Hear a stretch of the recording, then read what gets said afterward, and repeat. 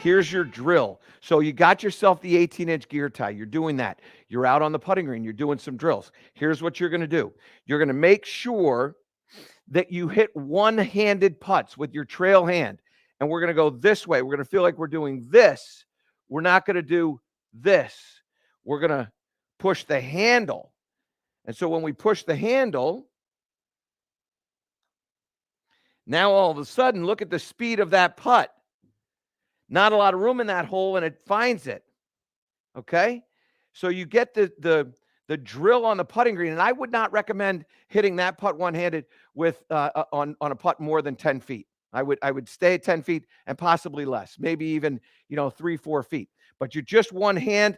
Again, I've gone to this lead hand low. If you decide that you're going to go traditional like this, then you're going to feel the exact same thing. It's going to be push out of that trail hand. Again, very good speed, and it finds the hole there. And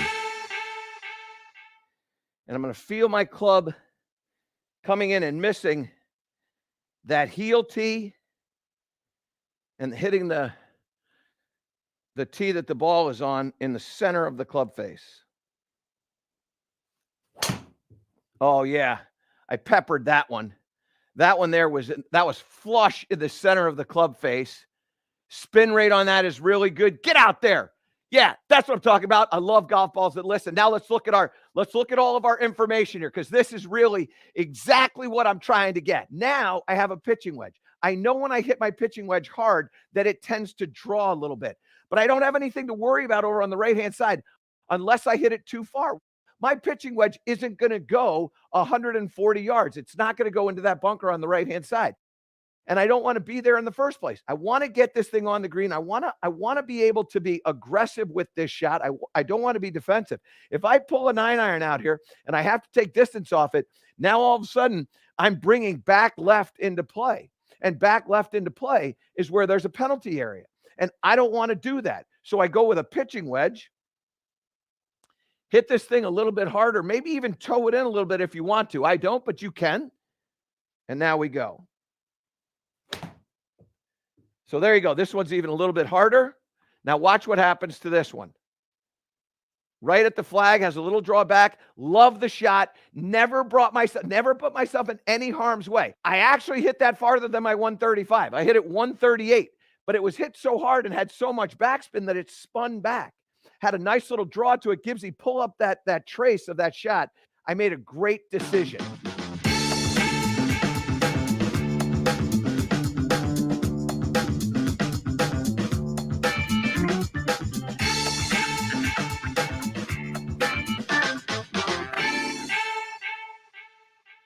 Welcome to a new breed of golf live inside the Morgan Franklin Transformation Center. Excited to be with you once again for a new breed of golf live and how you can play better golf. Today, we're going to talk about spine angle. We're going to talk about side bends, forward bends, how it's affecting your shot shape, how it's affecting your face control, your path control. All these little different things are coming down to this one part of motion. And what I will tell you is that of all of the New Breed of Golf lives that we've done, this one may be one of the most important. So you want to tell your friends about this one. You want to make sure you watch this, maybe take some notes even, maybe go back and rewatch it, if you will. But this is going to be an important one. So make sure that you are paying close attention and asking any questions that you've got about what we're talking about. It brings up a couple little different things. One, make sure you subscribe. We want to send the subscriptions up on this channel. We're trying to get to a point where we are bringing you a live instructional show every single week so that you can interact and engage with us, improve your game. Nobody's doing that. This is one of the areas that we think that we can really help the game of golf in all over the world, which is kind of fun. And we do have a lot of individuals that are tuning in from outside of the United States. So welcome to everybody, and thank you all so much for allowing us to do this. Make sure you share and make sure you subscribe. Now, before we get to all the things that I want to get to, got a quick reminder of the things that you know that are coming. The Blessed Poker Chip Ball Marker right here. This one here, blessed with birdies, blessed with pars, blessed with made putts. Get your one of these. $6. We actually had somebody call into the radio show or email into the radio show today asking for more. I think I am going to get put on those poker chip markers, 2-time winner of the match. But I don't know. I don't know whether I want to flaunt that or not. The other thing I want to tell you about is we are selling some putter covers and some hats. So if you're interested in being part of the community that way and spreading a new breed of golf all across the world, if you will, we've got that opportunity with those putter covers and of course the hats as well. Just send an email over to me at anewbreedofgolf@michaelbreed.com. Now I want to introduce you to the gentlemen who are behind the scenes getting this done. Steve Gibbs over there on the left, Greg Ducharme. He's the cool guy. And I thought they were going to let me down. It was almost choreographed. I thought I was going to get let down, but no, they did what they do. They're totally unscripted, which tells you this is completely live. And that's what we want to talk about. Live golf instruction. So fun. All right. Now I've got a 6-iron today. And what you can see is I've got my PVC pipe out here, as I always do. I want to explain to you a couple of little different things about what we call spine angle. And then we're going to kind of drift into side bends. Side bend is when your body is like right side bend, left-handed, right-handed, doesn't matter. Your right shoulder is going down towards your right hip. So you're taking your hand, putting it on your thigh, and then you're letting it go down to the knee. That's right side bend. The same thing is true on the left side bend. And then forward bend is when both of my hips and my shoulders are the same distance apart. So when I bend this way, they might get closer. Left shoulder to left knee might get closer, but the shoulders are moving down at they stay the same level. So forward bend, side bend, side bend. Important for you to understand that, because as we start talking about delivering the club the way we want based on the shot shape that we're trying to get, side bend is going to be a critical part of understanding spine angle. Okay. So we need to make sure that you are up to date on that. And again, I echo this. If you have any questions about this stuff, send an email over and Greg will pick it up and he'll ask me the questions. Okay. All right. So let's talk about address position. I have a 6-iron. So in the down the line view there, Gibbsy, when we get into a 6-iron position, you can see that this swim noodle is roughly at the same angle as my spine or my back. Now, this will change with different clubs. If I have a driver in my hand, I'm going to be more like this. And if I have a pitching wedge in my hand, I'm going to be more like this. And so there is alteration or movement change in the address position of what angle that spine is at based on the club that you have in your hands. Okay. And what you need to appreciate is it's not the same with every single club. It is different with every single club. And it's very, very small changes, incremental changes from 8-iron to 7-iron, 7-iron to 6-iron, 6-iron to 5-iron. But over the length of the set of the golf clubs that you have, so sand wedge, or if you have a lob wedge, then lob wedge, all the way up to your driver, there's good that is going to create varying angles that your back or spine is at address. Okay, so I've got a 6-iron. Now, when I'm talking about the angle that my spine is at, I'm going to end up talking about 2 different angles, believe it or not, right? Because there's going to be alteration and the spine is moving and the spine is not rigid. The spine has some movement to it, much like your hands have some movement to it, but your forearms don't. Your forearms have a bone and it goes all the way down. And if that bends, then it's broken. Okay, that's a problem. But with your hands, it's a bunch of bones that come together with all these joints that allow you to do certain things. Well, the spine is basically the same kind of configuration. You're going to be able to do separate things. Shoulders can do whatever they can do. Necks can twist and bend and all that stuff. So the spine has some pliability to it. Obviously, the fingers and of course what goes on in your ankles, they have the same. The other stuff, not quite so much. So what I want you to realize is at address, depending upon the length of the shaft of that club, my spine will be in forward bend always and in side bend sometimes.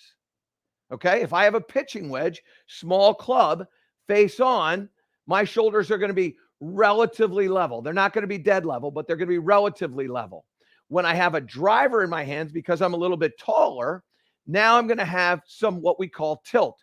And that trail shoulder, lead shoulder relationship is going to start to get more exaggerated in an upward direction, right? So if I go pitching wedge, I'm probably there. If I go driver, I'm probably there. Okay. So that angle of the shoulders is going to be much more upward as I get into a longer shafted golf club. Driver, 3-wood, it will get more parallel to the ground, never parallel to the ground, but more parallel to the ground when I get shorter shafted clubs, 9-irons, pitching wedge, sand wedge, lob wedge, those types of clubs. So what you have to realize, and we'll get into understanding how the side bend, when the side bend really gets into the shots that we're hitting as well. But the first thing you need to understand is spine angle really is forward bend and side bend. So now, 6-iron, that's what I have in my hand. So I've got a slight angle to the shoulders, and there's a slight tilt in the spine, and it's back just a little bit. Now, part of this also too, and I mentioned, is shot shape related. I'm going to explain this to you. But as a rule, we're just going rule of thumb right now. I have just a fraction of tilt away from that target like that. Okay. Now, what you can see is my back and this blue swim noodle are parallel-ish. Now, when I take the club back into the backswing, all of a sudden, and this is hard to understand because we talked about this before about how the tailbone, you want to feel like the tailbone is staying back and away from the strike line, this line right here where the golf ball is on. But the tailbone is still moving slightly towards the strike line. So now all of a sudden the angle of my spine is sort of shifted from where my the buttons of my shirt are to right in about here, right in the it's in front of that point of the hip, the pelvis. It's right in there, right in that bend, that crease. And so from what you can tell now is that when I'm here to here, these are relatively parallel. This and the swim noodle are relatively parallel. And one of the things that you can do in your practice is you make a backswing, take the club and put the club from that little bend point right there up to the buttons of your shirt and see if they don't match up to this swim noodle that I've set up. You can do the same thing with PVC pipe. This is not a difficult thing to do. So make the backswing, feel that similarity. And what you're going to feel probably is a different movement in your feet and certainly a different way that you're grabbing the ground. And then as you start to come down from here, now you want to get sort of back to this. You won't get back to it, and I'll explain to you why. But you want to get sort of back to this or feel like you're getting back to this. And then when you come through, you want to feel like you're matching up. And now when I go from the FootJoy logo back to the middle of my back right there, so it's going to be something like this. And then I rotate there. It's going to be somewhat parallel. But what you need to appreciate is this is where the spine actually has some movement. There's some things that are happening in there. The spine is not rigid the entire time. If it was, you wouldn't be able to swing a golf club. And so it's something that's a guide. This is a guide. These are not actual, exact, precise, there's some freedom in here, but there's a rule of thumb. So let me show you what I did. I recorded earlier before we were going on. I recorded just a swing that I had made to try to give you an idea. So what I've done is I've drawn a line here on the outside of my rear, and then I've gone basically from my ear down the body to what would then be that joint or that spot where when we get up to the top of the swing, I want to see that little crease in my between my leg and my upper body torso, that pelvis spot right there that's just inside the pocket. I want to see that in line, not moving. So club goes back. All I'm doing is watching the body now, so you can see the pocket that's right here. It's going to shift. It's going to move in the backswing. Okay. So as we start to go, you can see it shifting and moving into the backswing, and then it stops right about there. And now what you can see is that line up here is still in my right ear. It was in my right ear at address. And now it's kind of in my right ear right there. Okay. So I've loaded the foot the way I want to. And the loading of the foot is I want some pressure into that trail heel. So this looks very light underneath the toes of my right foot.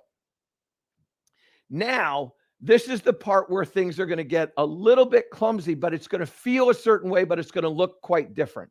Okay. I want to feel like my hips are staying back, that my tailbone is staying back, that I'm staying in that spine angle at the base of the spine. But the upper part of the spine is actually going to drop down for a variety of reasons. So I'm going to put a line on the top of my head right here. And now when we start to go down, what you're going to notice is that the head's going to drop down. I'm going to kind of compress my chest against my thighs, which is helping keep my hips back, helping keep the tailbone back, helping keep the low part of that spine back, which is essential. And so now there's a drop down. So now my ear is underneath that spine angle. And yet at the same time, that's pretty parallel to where I started. Okay, so let me get that out of there. And now when I start to come through, body is pivoting around that. The hips are still back. The head is still down. Hips are still back. There's a little bit of a push off the ground with the lower body, but the hips are still back. And then when I come through this shot, what you're going to see is right there, that spine angle is going through the foot joint and going through the base of the spine with the hips back on that hip line that I drew earlier. Now, what you have to appreciate that's going on is the spine now, and let me get my drawing tool. The spine now has a little bit of curve to it, okay? Has a little bit of curve to it. But what I'm getting is I'm getting some trail side or right side bend. That's what I'm starting to get into right now. So let me erase those. And then we start to come into this. And at this point, I would like to, like me personally, I'd still like to see my hip on this line. It comes off a little bit. So in a perfect world, this would be back a little bit farther, but I'm not looking at that swing going, that's not what I want to do. I would like to improve upon that, and it will be something that I'll try to improve upon. But at the same time, it's still back and away, okay? So now that you have an understanding of that, now what I want you to do is I want you to understand now, let me put this down, how we're going to achieve what we're going to achieve. So the first thing that we're going to do, we got to go back to, we're going to use this terminology, forward bend and side bend, okay? So at address, I have forward bend. When I take the club into the backswing, in order for me to maintain the angle of my spine, I have to then lose my forward bend. So when I get to where I'm at the top of my backswing right here, there is no, and this is in the face-on view, there is no bend between my chest and my thighs. At address, in the down the line view, there's an angle between my thighs and my chest. But when I make a backswing and I rotate into the backswing, that angle leaves. So I go from forward bend and spinning into what's now side bend. So now there's an angle between this lead thigh and the left side of my body. So I get into forward side bend. Really important to understand that when I get into forward side bend, now my shoulders have tilt to them at the top of the swing. And one of the things that I always like to imagine in my mind is that I'm on this pole, this spine angle, and my shoulders are going to turn perpendicular to that. So I'm not really trying to feel my head move as much as I'm just trying to imagine that I'm making a turn standing straight up. So if I stood here and I turned straight up, my shoulders would be perpendicular to my spine. Same thing is true when I'm here. Forward bend into side bend, I'm still perpendicular to that, right? So if I take this thing and I spin this thing like this. This is still spinning, but this pole is staying relatively still. Okay. Now, give me a down the line shot if you would, Gibbsy. Now what I do is I take this, I bend, and now when I turn, what you can see is my left shoulder started over here. It's now lower than my right shoulder. This T is still maintained. Now, I know the spine is not rigid like this, but the point is that's the image that I'm going to have. So when I take this back and I get into side bend here, my lead shoulder is lower than my trail shoulder. Now I'm in a position that I want to be in.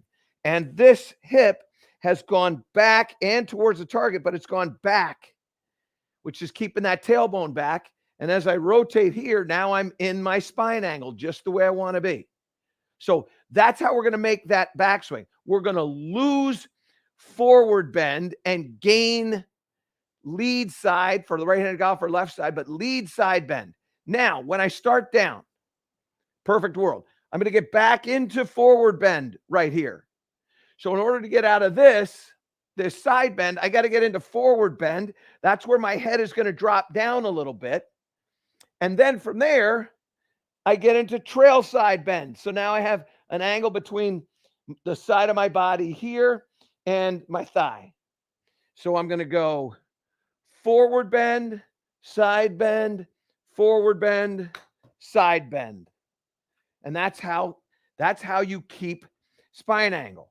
Forward bend, side bend, forward bend, side bend.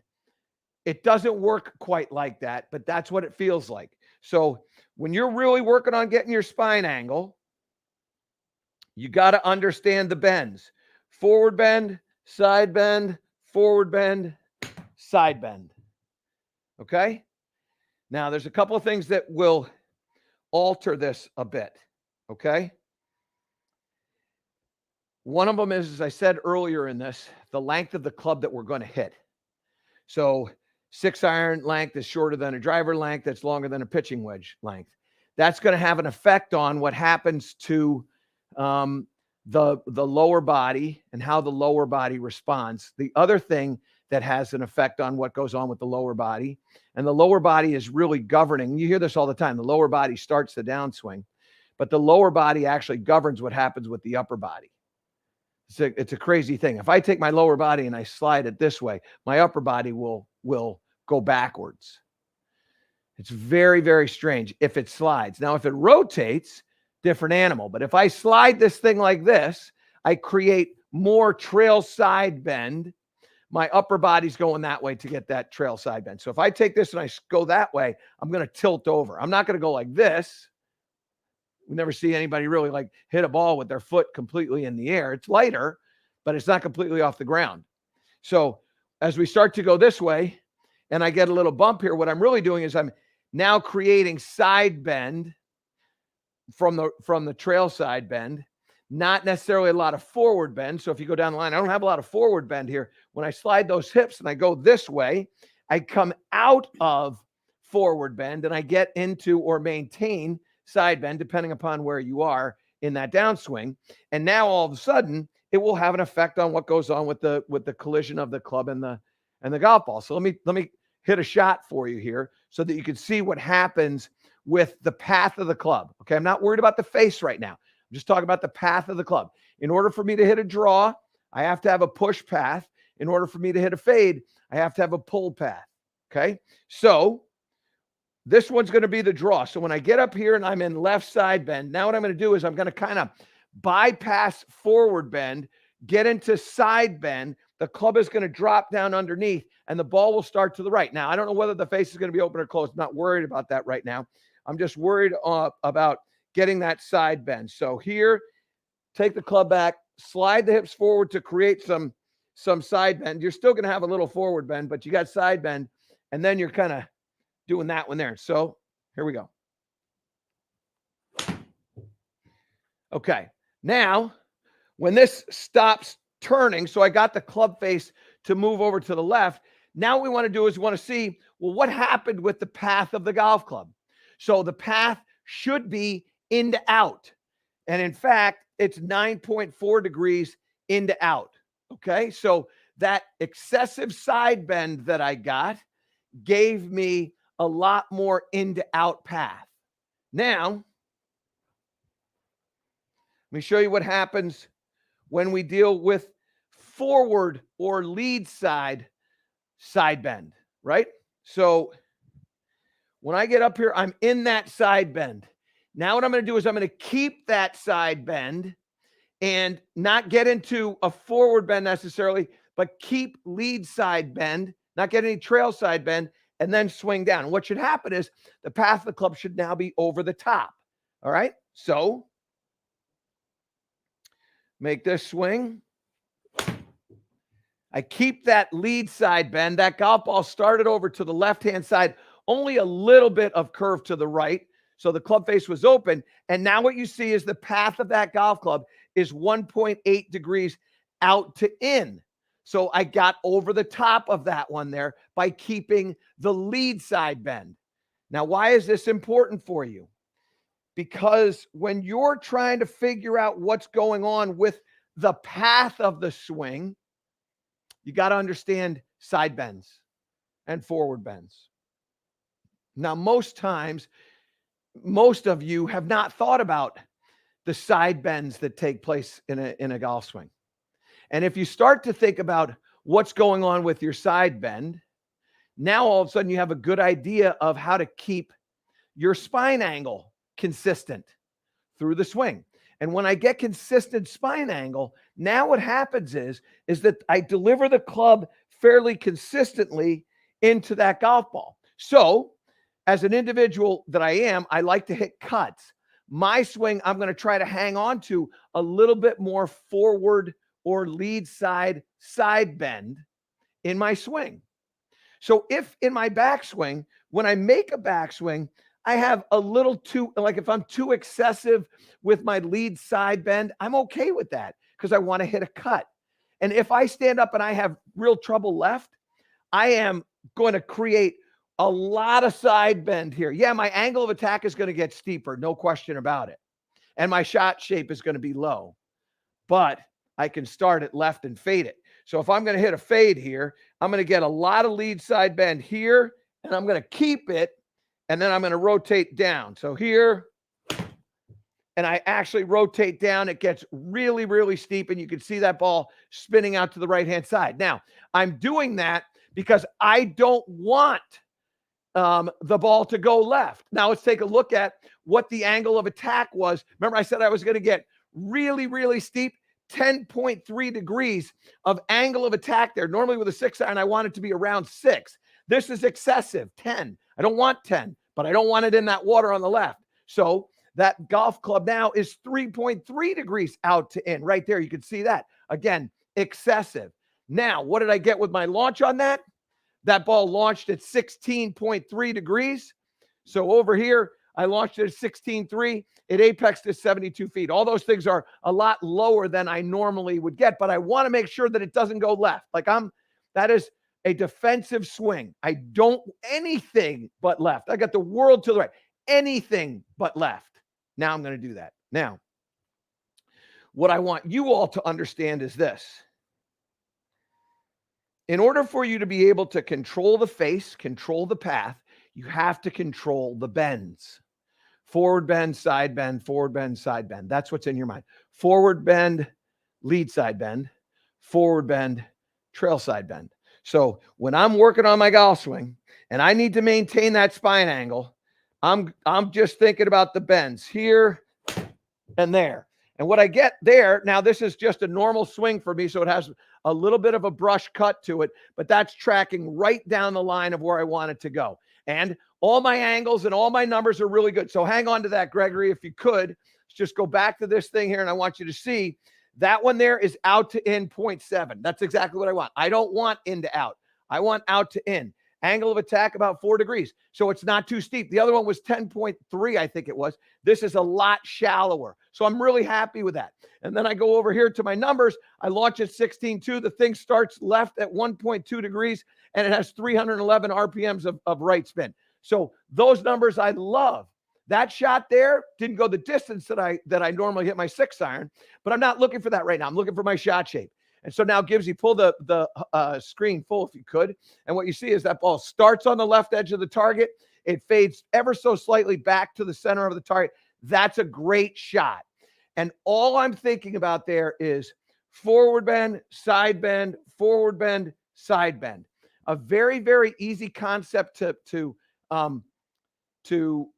understand, a difficult one to employ, and it requires a lot of work and imagery. So that's why I'm a big fan of getting into mirrors. You get set up, mirror over here on your right. You get set up, you look at your position. Hey, what do I look like over here? Okay, address position looks good. Now take the club back.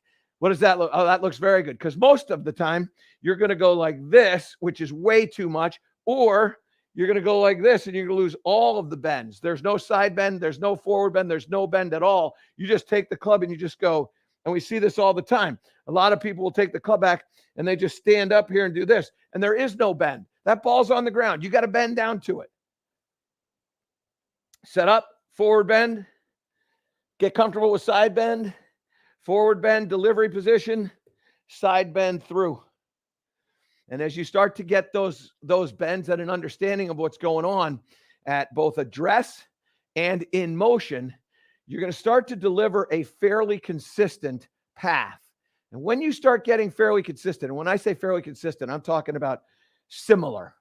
It might not be 0.7 out to in every single time, but it might be 1.5, 0.7, 0. Like you're within 2 or 3 degrees, you're going to be fine, because you're going to start hitting the ball in a similar spot on the club face. And when you have that, now you start getting predictable distances. You start getting predictable ball speeds. You start getting predictable spin rates.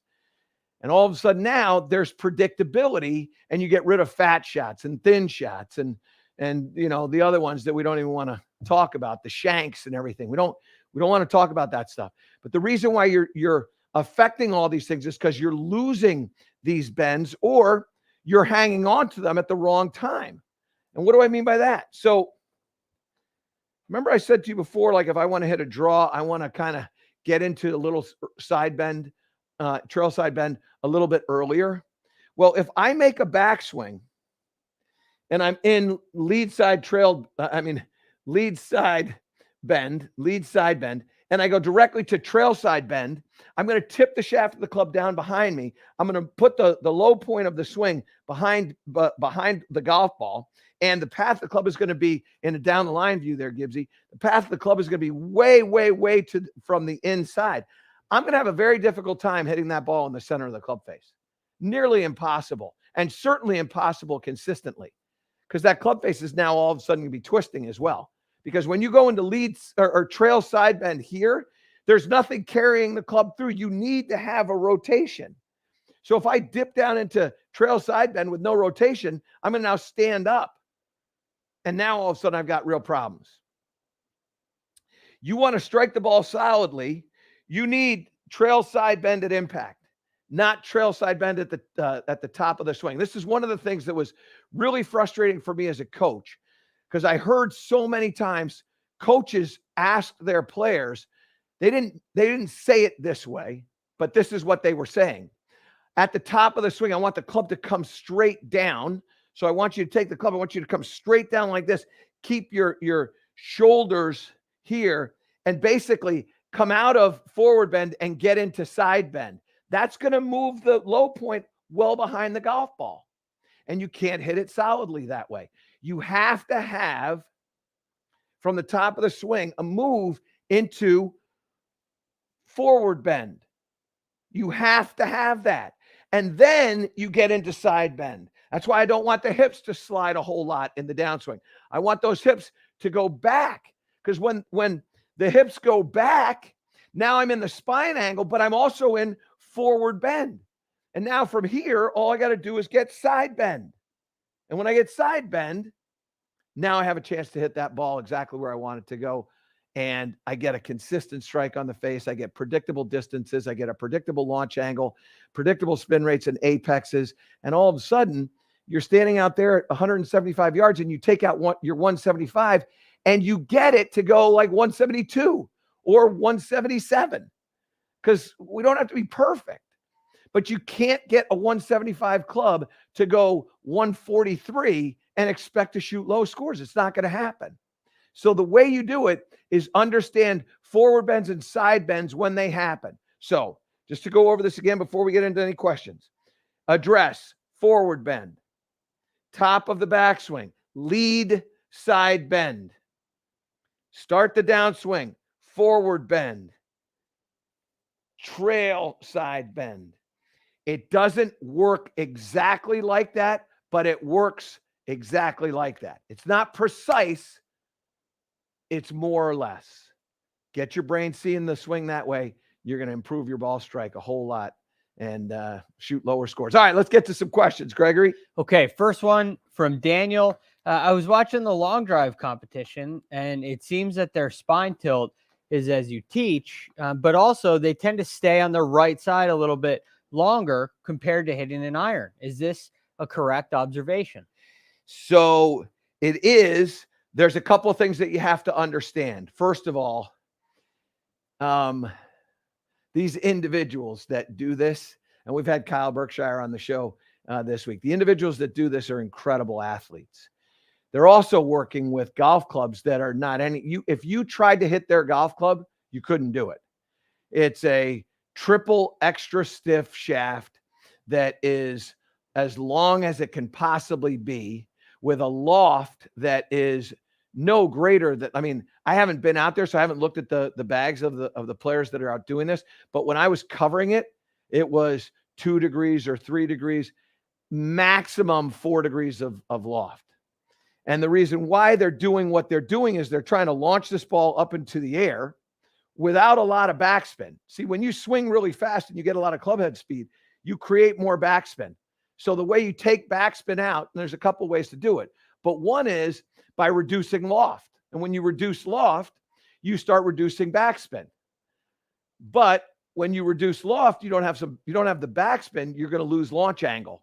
You're basically standing here with a putter and you make a golf swing with a putter that's got 3 degrees of loft on. It's not going to get up into the air. So now you got to swing it into the air. So the way you swing it into the air is you get back to that trail side and then you stay back into that trail side. Now, having said that, when you watch in a down the line view, and maybe even split it, Gibbsy, if you would, when you see these players and there's this big, massive push away with their lead leg, and it's spinning out, moving over to the left-hand side. What they're doing when they do this is they're forcing that trail side bend, and they're forcing the club to bottom out here, and they're forcing that club to work out to the right-hand side or the push side. And that's why when Kyle does what he did, and we asked him the question, he wanted to try to turn it a little bit more. It's really difficult to get that club, unless you get a miss hit. It's really difficult to get that club to turn the ball to the hook side unless you have that face shut down. Well, you don't have a lot of loft on the face anyway. So what they're doing is they're jumping back to force that side bend and use the ground to create a whipping effect on that club head. And Kyle this is hard to even fathom this, okay? 227 miles an hour of ball speed. I mean, just try to grasp that for a second. 227 miles an hour of ball speed. You're swinging as hard as you can, and you're lucky if you get 135 to 140. Max it out on the PGA Tour. What do you get? Like 185, 190. So I think Bryson got it to 194, 195. This is 30 miles an hour faster. I mean, it's nuts. That's what's going on. So while, yeah, you can learn a little bit by watching it, don't do what they do, because that's not gonna help you, I promise. Okay, this one is from Robert. I've incorporated more side bend in my mid irons, and I'm hitting the ball great, straight and high. But when I get in the rough, I'm hitting it heavy. So should it be less bend in the rough and keep my right shoulder higher? No, I don't want you to do that. All it tells me is that when you get into the rough, what you need to do is, one, we gotta we got to add some loft because you're going to get steep when you get into the rough. So add some loft. And the way you do that is just take the club face and fan it open just a little bit and then grip it open a little bit. That'll help you. But one of the things that I would tell you to do is to hang on to a little bit more forward side bend at that point. So if I get into the rough, I'm going to stand a little closer. So I'm going to creep in here. I might open up that stance a little bit so I can lever this club up into the air. But then what I'm going to do from here is I'm going to make sure that I get some real forward side bend so that I'm coming down on that golf club. And I don't know whether the sim picked this up or not, but you can see that that ball launched at 12.6 degrees, pretty low. And then what I would imagine is, yeah, so this is great. Thank you, Greg. So if you come over here, what you can see is all of a sudden now I got that angle of attack to be 11.2 degrees. Again, that is way steeper than I want. But what I want to do when I'm in the rough is I want this club to be chopping into the ball. So I need a steep angle of attack. That path was out to in by 1 degree, so not tremendous. But what I did do by getting a little bit more lead side bend is I got that angle of attack to get a little steeper. Now all of a sudden there's less grass between you and the ball, and you won't be struggling with that anymore. Okay, really interesting question. All right, go ahead. Okay, this one from RW, and he's got 2 questions. We'll take them one at a time. How do you not hit the ground behind the ball while maintaining spine angle? Nothing to do with the rough on this one. Okay, so the question is, how do you get the low point in front of the golf ball?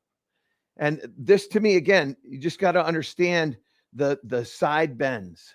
So if I get more forward side bend, I will put the low point more in front of the golf ball. This is exactly what Viktor Hovland has done with his short game.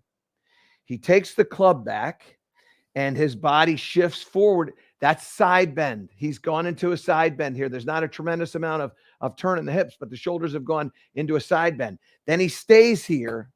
And as he stays in that side bend, now the angle of attack is steep. And when that angle of attack gets steeper, the low point will get more forward. So how do I move the low point forward? Add more forward side bend or lead side bend. Okay, so if I'm hitting it fat, I'm going to get to here, and now I'm going to get into lead side bend. Now, this is the thing that I always have found as a coach, and particularly somebody who's worked on my golf swing, and I'm working on my golf swing all the time. What you feel and what's real are never the same. They're always different. So you may feel like you've got a ton of lead side bend, and you videotape it, and it's not going to look like you've got a ton of lead side bend. But it may look like you've got more lead side bend, which is going to help you get that low point forward. So what I would say is if you've got a case of the fats going on here, then add a little bit more lead side bend, both in the backswing and in the downswing. And when you start to do that, and this one here, what you're going to notice is the launch angle came down. So if you come up here to the screen up here, that launch angle went to 13.3. Now, as we got that up to 13.3, let's go over here and see what we got out of that angle of attack. It wasn't 11, but it was 7.1. But what did change was my path went 2.3 out 10. And as that starts to happen, that's moving that low point forward. So get a little bit more forward side bend. If you're hitting it fat, then you're going to be fine. All right, Gregory. Okay, this is the second question from RW. Okay. Is the ability to maintain spine angle dependent on your level of fitness? Ha ha, RW, you are a smart man. The answer is it's not dependent upon that, but it is reliant. In other words, I can keep it, but I got to train it. In other words, you might not have the physical ability to do it now, but you can start working on that and you can get it. You have to have some ability to do so. And a lot of it has to do with, frankly, what you do at address. So what I find is this, I kind of answered that question not as well as I'd like to answer that question. So the answer is you have to have some physical capabilities. The body has to be able to do that more or less. You don't have to be in a 10 conditioning, but you can't be at a 1, right? You got to be like a 4, 5, 6 to be able to do that. So that would be the better way for me to answer that. And what I do think is, to that end, if I see somebody setting up down the line there, Gibbsy, if you would, when I see somebody setting up and they have a lot of weight out on their toes, they're going to get into a tremendous amount of lead side bend at address. And then, I'm sorry, at the top of the swing. And then when they come through, now they're going to start to come out of all bends and they're going to stand up on it. And what I would say is, yeah, part of it is physical and part of it is the position that you're putting yourself in at address. Pay attention to your weight distribution at address. You're not going to be able to get the hip depth. You're not going to be able to get the side bends. You're not going to be able to keep that trail hip and that lead hip back if you set up with a lot of weight out on the toes. It's just not going to work for you. And you're going to come out of that early and you're going to lose that spine angle and you're not going to get any bends at all. Okay. So yeah, those would be the two areas that I would look at. Okay. This one from Phil. I feel like, well, it sounds like you get more power in the swing if the spine angle is increased and creates a higher shoulder angle. Is this true? Does this relate to power? So this is where things get to be very, very, I don't want to say complicated, but hard to understand. Because yes, if you use the ground properly, you can, and you can come out of, remember I told you at the start of this that when you're making a backswing, you're coming out of forward bend and moving into side bend.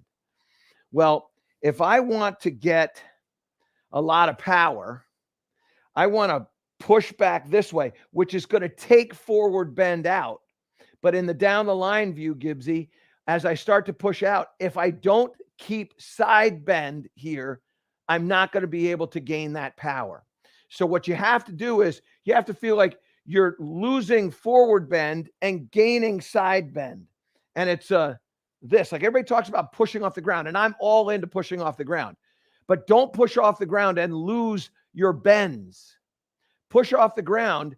If you push off the ground, you got to increase side bend. So I'll try to do this now again with 6-iron. So I'm going to get in, I'm going to push out, but I'm going to really get into side bend at impact. So that's going to help to launch this higher in the air. So that was a real dramatic push away, but keeping the side bend. Now, come on up to the front here and look at what happens, because this is, again, a very fascinating thing. So before I say this, my typical launch angle with a 6-iron when I play is about between 17 and 19 degrees. So just say 18 degrees. That's my typical launch angle, okay?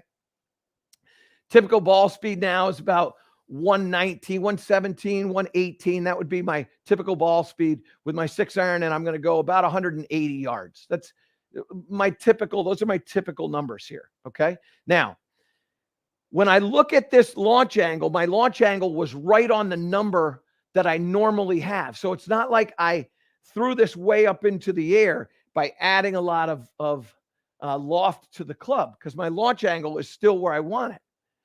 But my ball speed went up to 122. My club head speed, which is normally at about 83, maybe 84, jumps up to 86.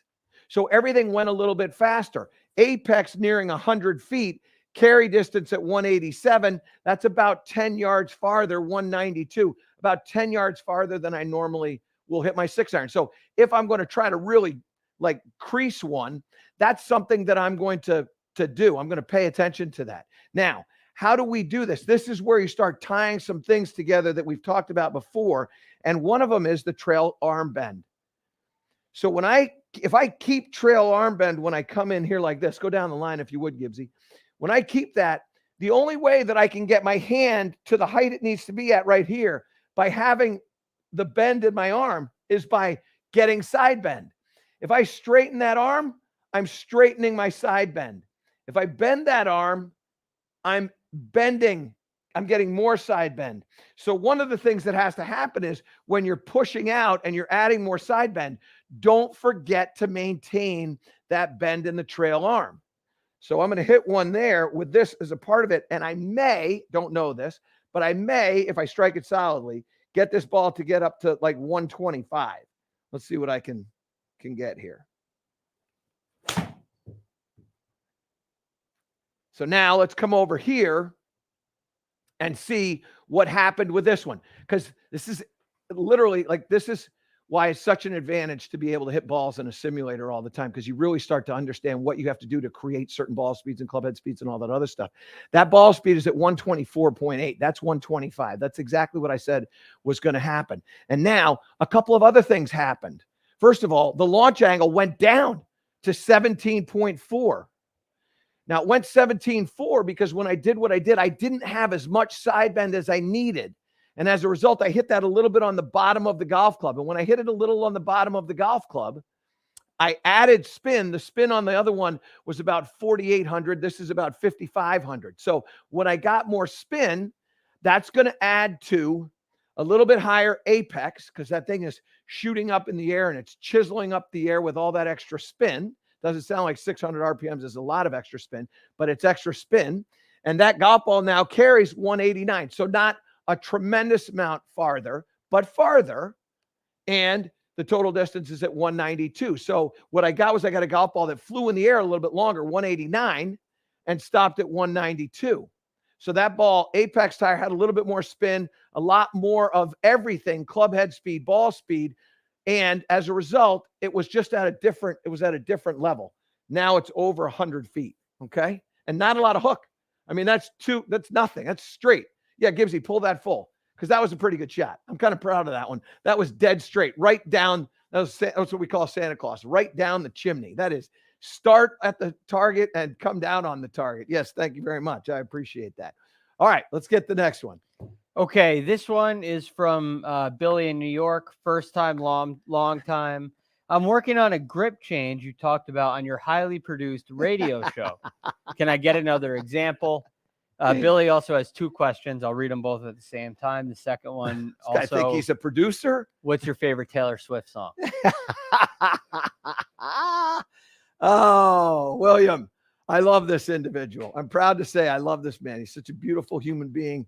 Has been a huge asset to the radio show New Breed of Golf on Sirius XM, and he tunes in all the time, and he's the real motivation for Billy, just so that you know, is he's tired of getting his butt whooped in the match. And I understand that. Losing is no fun. It's what we call muy malo. No good. So he's working on changing his grip.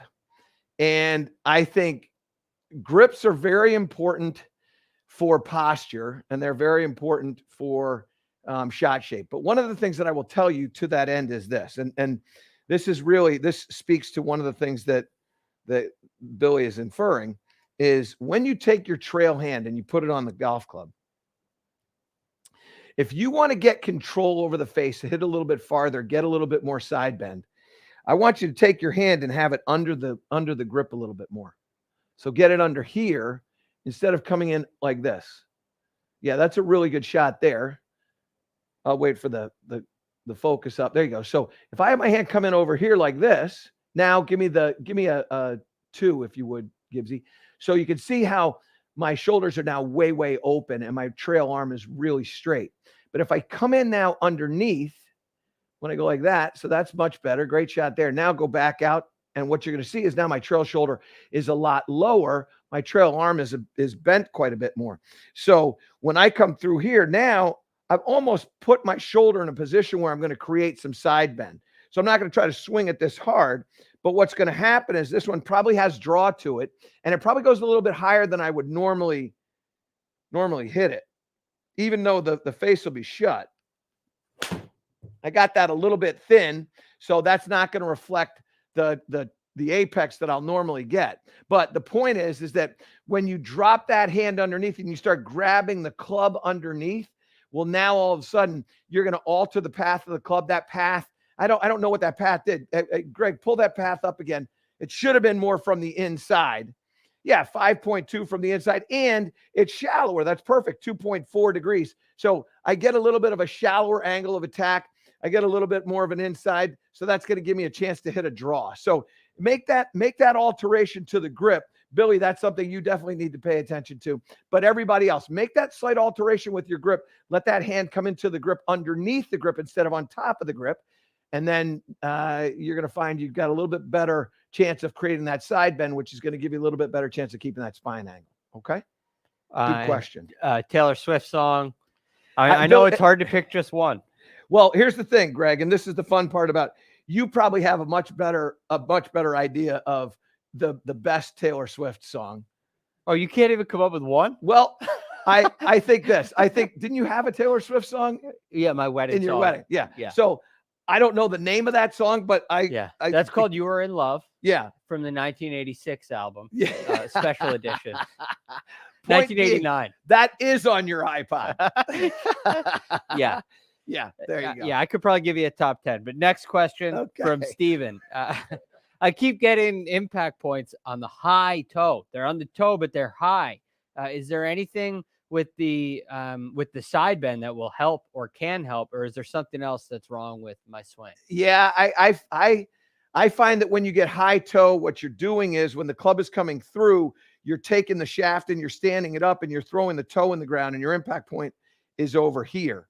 And you'll probably see that a lot with little wedges around the green.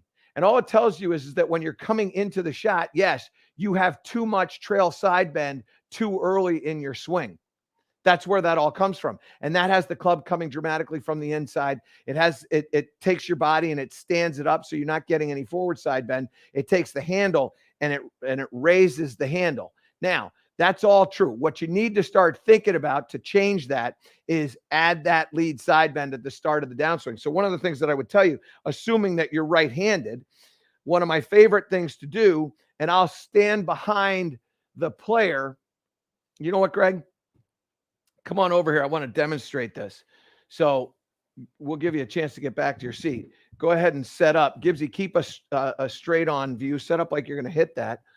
What I'll do as a coach is I'm going to put my hand on this lead shoulder. Now go ahead up to the backswing and stop. And now what I want to do is I want to pull down on that lead shoulder and have him go like this. Now, this is all forward side bend. Okay, it's all lead side bend. Thank you. And what I would suggest that you do is get that lead shoulder to go down and open, and you'll get into side bend, right? So if I do this, I want to hit one here. Now, what I want to do is, Gregory, I want to pull that shot up when this stops rolling. And I want you to, if you would, give me a table view. So there's a lot of information that's coming out of in this table view, and I don't see, so it's got to be back to the other one. So go back to the other one. Yeah, there we go. Okay, so right here is ball offset. We don't really talk about this a whole lot, but the shot that I just hit would have been number 13. And you see this H. So H is heel and T is toe. And that one there, when I did that, was 0.1 towards the heel. So assuming center face strike, this is 0.1 to the heel. And it's not really even important that you know what 0.1 means. We could talk about it, but it'd be a waste of time. But what is important is that it's in the heel, which means it's not in the toe. And so what you're going to get is you're going to get that golf club. I bet that club out to in. Yeah. So 2.3 out to in, steeper angle of attack, 11 degrees. Low point is forward. Path is out to in. So now all of a sudden out to in, the heel is coming in on the golf ball. So let's go over here. Bring me it down the line if you could. So out to in means the club is going from here to here. Well, if the club is going from here to here, first of all, that handle is going to stay low. It's going to be leading. But the second is that the toe is now way away from the golf ball. And as it comes in, as it's coming across, I'm getting it towards the heel. Now, many of you go, are you going to shank it? No, because your club face isn't open. I mean, really open. If it was really open, then the answer is yeah, you'd shank it, but it's not gonna shank. So try to really feel that lead shoulder going down and around. That'll keep you in that lead side bend, and that will get that contact out of the toe. Okay. All right. Let's get one more question here, Greg. Okay. This one is from Rod.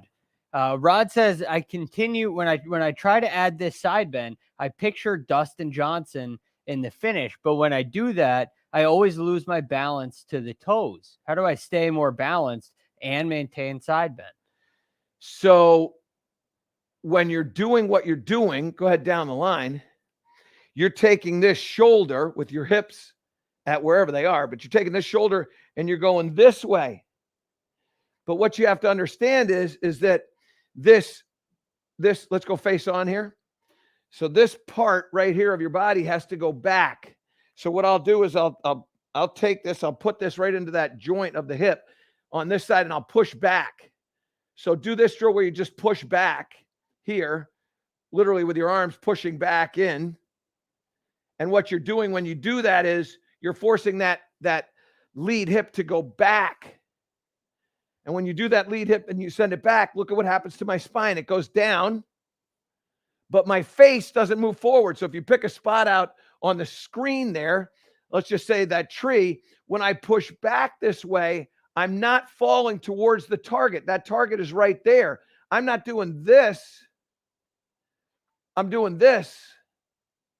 So now I get side bend, but I get hip depth. So when I get side bend and hip depth, now I get a really clean strike, a very good shot, a predictable shot. And I didn't even think about what I was trying to do. And all of a sudden, I get my numbers. All my numbers are really good. Start left, fade right. All my numbers are really, really good. All right. So let me first say thank you all so much for joining. If you want to get the Blessed Poker Chip ball marker, send that over to me. They're $6. We got 5 different colors. So we're happy to take care of that. You want to be part of the community, do that. Also, too, we've got the hats. We've got the putter covers that we tell you about all the time. They're great gifts for this time of year, letting people, and by the way, for us, we love that you're out there supporting the programs and all the different things that we're doing. Also, we remind you, please tell individuals to start watching our shows, promote it. You guys are going to help promote as we're bringing this content to you and helping you shoot lower scores and understand the golf swing, your golf swing, the golf swing a little bit better. So make sure you share that. Make sure you like and subscribe, and hopefully we build this community as much as we can. Okay. The other thing, ball plant tour that we've got tomorrow up at Titleist. Excited to be a part of that. We've got great guests. Make sure you join us on A New Breed of Golf starting at 8 a.m. on Sirius XM. I want to say thank you to my friends, Steve Gibbs and Greg Ducharme. Phenomenal job, guys. Oh, we got a little shaka, and there we go. So this is a little rehearsal. I kind of feel like they've done this before. It's only taken 1.5 years to get to this point. Anyway, thank you all so much for joining us here, and also too on Sirius XM. We appreciate that so much. I hope everybody has a wonderful day, and we look forward to chatting with you in the morning.